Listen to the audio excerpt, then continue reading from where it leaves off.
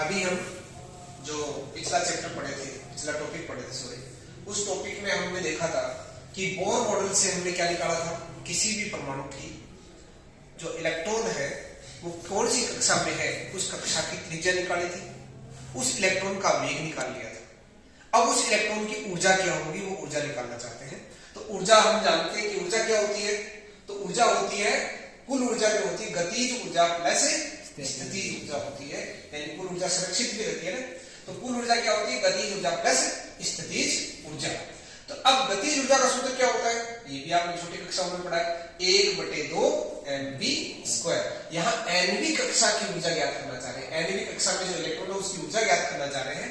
तो nवी कक्षा में इलेक्ट्रॉन का वेग लगा देंगे यहाँ पर, तो 1/2 mvn का स्क्वायर।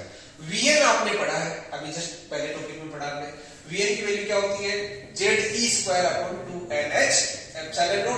इस vn की जगह ये वैल्यू रख देंगे तो ये हो जाएगा 1/2 mZe²/2nh ε0 का होल स्क्वायर। अब इसको यदि स्क्वायर करेंगे तो क्या बन जाएगा, ये mZ² e की घात 4 बटे 2 की घात 2, तो ये यानी 4 बन गया, 4 दूनी 8 n²h²ε0²। ठीक है, ये तो होगी गतिज ऊर्जा। इसी प्रकार हम क्या निकालेंगे, स्थितिज ऊर्जा। तो स्थितिज ऊर्जा अपने पढ़ते स्थिर विद्युतिकी के अंदर यदि कोई दो आवेश हो तो उससे स्थितिज ऊर्जा किस तरह से निकाली जाती है, यानी स्थितिज ऊर्जा को कैसे पता करते हैं कि अनंत से कोई आवेश लेके आओ, यदि उस आवेश को कुछ कार्य करना पड़ता है वह कार्य किसके रूप में स्टोर हो जाता है, स्थितिज ऊर्जा के रूप में। जैसे आपको यहां से छत पे जाना है, छत पे जाना है तो छत पे जाने के लिए आपको क्या करना पड़ेगा, कार्य करना पड़ेगा। तो छत पे जाते ही आपके पास ऑटोमेटिकली एक ऊर्जा आ गई, उसे क्या कहते हैं, स्थितिज ऊर्जा, है ना। यांत्रिकी में हमने पहले गतिज ऊर्जा लगाई और फिर वहां छत पे जाके हमारे पास अपने आप ही क्या आ गई, स्थितिज ऊर्जा आ गई, यानी गति हमारी 0 होते ही क्या आ गई, स्थितिज ऊर्जा में, यानी पूरी की पूरी गतिज ऊर्जा किसमें कन्वर्ट होगी, स्थितिज ऊर्जा में। और यदि कोई पीछे से हमारे धक्का लगा दे तो नीचे गिरेंगे अपने, किस कौन सी ऊर्जा की वजह से, उस स्थितिज ऊर्जा की वजह से। तो यहाँ पर इलेक्ट्रॉन के पास भी ये गतिज ऊर्जा है, ये पूरी पूरी स्थितिज ऊर्जा में भी बदल सकती है। तो स्थितिज ऊर्जा का सूत्र क्या होता है, आपने जैसे स्थिति विद्युतिकी में पढ़ा है कि आवेश को लेके आए तो क्या करना पड़ता है, कार्य। और तो कार्य दो आवेशों के कारण स्थितिज ऊर्जा का सूत्र क्या होता है, K(Q1 Q2) बटे उन दोनों के मध्य की दूरी। तो अब ये दूरी तो इनके बीच में कितनी है, यानी नाभिक और उस इलेक्ट्रॉन के मध्य की दूरी तो क्या बोलते हैं अपने, त्रिज्या के बराबर, तो Rn। और नाभिक का आवेश Ze और खुद का आवेश E, तो kZe²/Rn। खुद का आवेश नेगेटिव आवेश, नाभिक का धनात्मक, तो इसलिए वैल्यू रख देंगे। अब यहाँ पर आपको क्या चीज की आवश्यकता होगी, यहाँ पर आपको त्रिज्या की आवश्यकता होगी। त्रिज्या का टॉपिक हमने पहले देखा है, उस त्रिज्या का टॉपिक से हमने त्रिज्या का मान उठा के यहाँ पर रख दिया। त्रिज्या का टॉपिक क्या है, टॉपिक से हमने त्रिज्या का मान क्या निकाला, n²h²ε0 बटे πmZe²।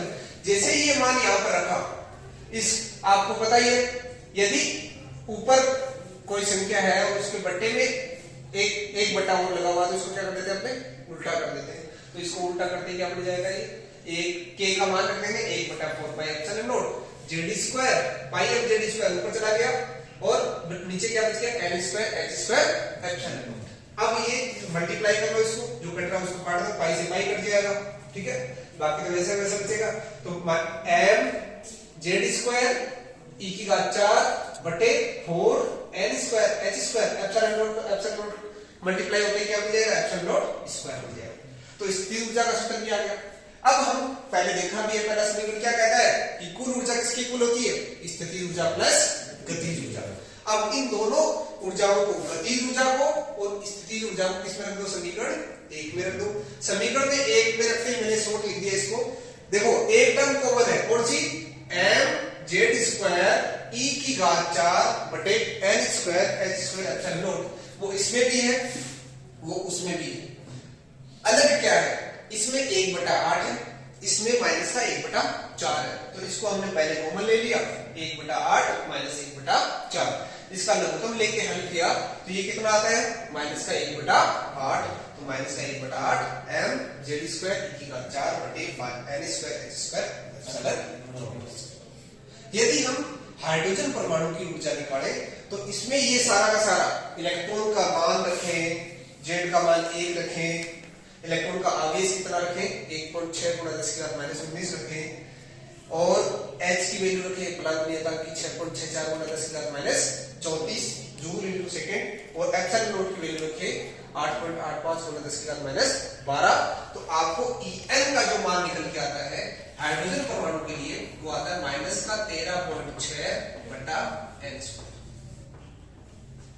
ये विशेषकर आप जरूर ध्यान रखें, कई बार ऊर्जा पूछ लेता है, क्योंकि अपने आगे जो टॉपिक पढ़ने जा रहे हैं उसमें यही काम में लेने वाले है ना, उसमें हम यही ऊर्जा वाला सूत्र जो है काम में लेने वाले हैं, उसमें हम डायरेक्ट काम में लेंगे -13.6/n², यानी बोर मॉडल से अपने को हाइड्रोजन परमाणु की व्याख्या करना चाहते हैं, तो उसमें ये ऊर्जा का जो सूत्र है उससे हम ऊर्जा स्तर जो है, अलग अलग ऊर्जा स्तर कौन कौन सी जगह पर होंगे, उनकी क्या क्या ऊर्जा होगी, वो इस सूत्र की सहायता से हम, इस फॉर्मूले की मदद से हम याद कर सकते हैं। ठीक है, तो नेक्स्ट सेक्शन में हम क्या लिखेंगे, नेक्स्ट सेक्शन में हम देखेंगे किस तरह से बोर मॉडल ने कि कौन से परमाणु की व्याख्या की, हाइड्रोजन परमाणु की व्याख्या